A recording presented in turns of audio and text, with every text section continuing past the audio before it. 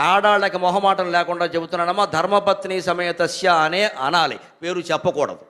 ఎందుకోసం అంటే మొహమాటం వెళ్ళా, పేరు చెప్పితే ఆ ఫలితం ఆ పేరున్న ఆవిడికి చెందుతుంది. చెప్పకుండా ధర్మపత్ని అంటే ఖచ్చితంగా భార్యకే చెందుతుంది. మగాళ్ళ బుద్ధులు తిననైనవి కావు.